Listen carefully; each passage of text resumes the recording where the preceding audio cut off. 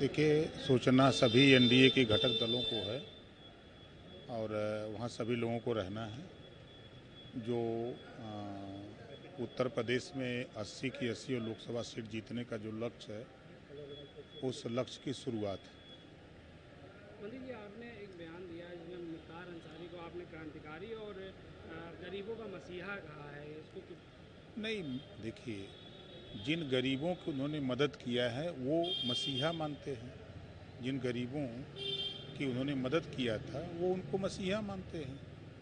ये बात मैंने कही। तो आपने क्रांतिकारी भी कहा था क्या?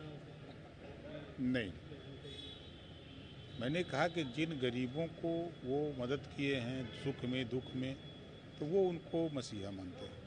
अच्छा, अफजाल अंसारी हैं, उनके बड़े भाई, उनका आरोप है कि उनको जहर दे के मारा गया और इसके पीछे जो है माफिया ब्रजेश सिंह को बचाने की साजिश है।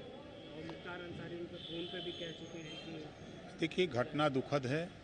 ईश्वर के आगे किसी की चलती नहीं है और जो मेडिकल रिपोर्ट आई है वो रिपोर्ट यही है कि हार्ट अटैक से है। जैसा कि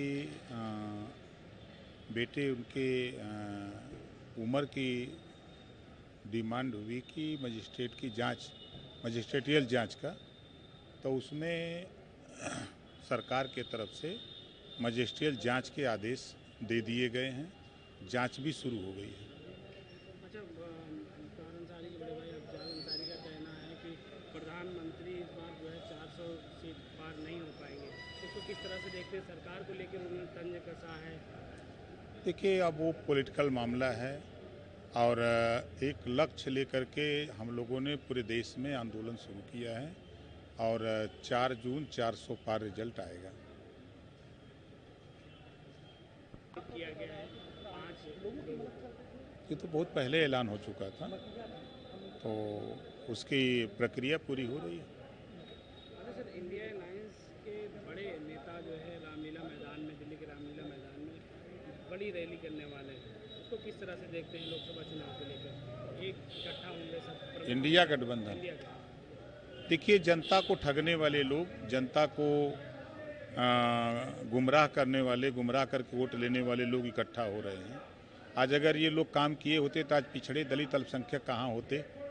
आज उठा के देखिए पूरे देश में, अगर हम यूपी की बात करें 75 जिले में अल्पसंख्यक कहाँ खड़ा है? अल्पसंख्यक जब आज़ादी के बाद नौकरियों में 38% था, कांग्रेस सपा बसपा ने इतना विकास किया कि आज 1% नहीं है। पिछड़ों की बात करने वाले जो लोग इकट्ठा हो रहे हैं, ये लंबे समय तक दिल्ली में और लखनऊ में अकेले अकेले शासन किए, मिल के शासन किए। मिली जुली गवर्नमेंट दिल्ली और प्रदेश में थी। इन लोगों ने विकास की बात क्यों नहीं की? जब महिला आरक्षण बिल पास करना था तब इनके पास समय नहीं था, तब इन लोगों को याद नहीं आया। जब गरीबों के इलाज के लिए 5 लाख रुपए देने की बात आई तो इनको याद नहीं आया। अगर ये काम किया तो एनडीए, देश के प्रधानमंत्री माननीय नरेंद्र मोदी जी के नेतृत्व में हुआ। जो योजनाएं बन रही हैं उन योजनाओं का लाभ गरीबों को मिल रहा है, इस नाते वो लोग परेशान हैं। तो परेशानी से वो रैली नहीं, कुछ करें। जनता चुनाव लड़ रही है मोदी जी को प्रधानमंत्री बनाने के लिए। सर, उसी चुनाव की क्या तैयारी है। उत्तर प्रदेश की 80 लोकसभा सीट जीतेंगे। कहीं कोई लड़ाई नहीं है। विपक्ष आपस में लड़ रहा है और आपस में लड़ करके वो बिखर चुका है। सर, कांग्रेस लगातार सरकार पे आरोप लगा रही है कि सरकारी एजेंसियों का दुरुपयोग कर रही है। जैसे आयकर विभाग की नोटिस गई और फिर उसके बाद कांग्रेस के बैंक खाते को सीज कर दिया गया। उसको लेकर आज कांग्रेस ने प्रदर्शन भी किया है। राहुल गांधी कहते हैं कि अगर सरकार बदलेगी तो कार्रवाई होगी। देखिए, जब कांग्रेस की सरकार थी तो ईडी और सीबीआई काम नहीं करने देती थी, लोग स्वतंत्र एजेंसी थी। आज काम कर रही है। कांग्रेस के नेता झारखंड में पकड़े जाते हैं, छोटी मशीन नोट गिनने वाली जाती है, गर्म हो जाती है, बंद हो जाती है, फिर बड़ी मशीन जाती है तब भी बंद हो जाती है।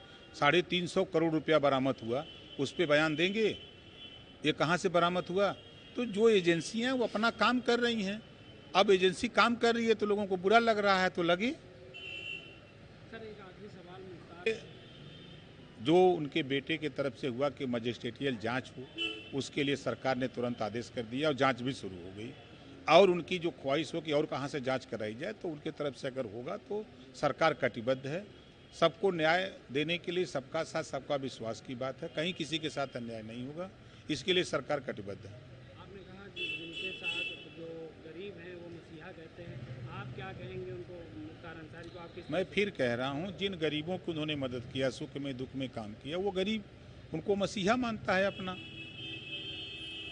आपने बहुत पहले उनको क्रांतिकारी कहा था, आप अपने देखिए बयान में जन मैं उनके साथ था। मैं देखिए कौमी एकता दल जब उनका था तो हम लोग मिल कर के चुनाव लड़े थे। फिर उसके बाद हम लोग समाजवादी पार्टी के साथ गए, फिर उनसे मिल के चुनाव लड़े। उसके बाद फिर हम एनडीए में शामिल हैं भारतीय जनता पार्टी के साथ, तो भारतीय जनता पार्टी की सरकार बनाने के लिए हम लोग लड़ रहे हैं। उनके जाने से पूर्वी उत्तर प्रदेश में कुछ नुकसान कोई नुकसान नहीं है, कोई नुकसान नहीं है। जो लक्ष्य हम लोगों का, उस लक्ष्य की पूर्ति के लिए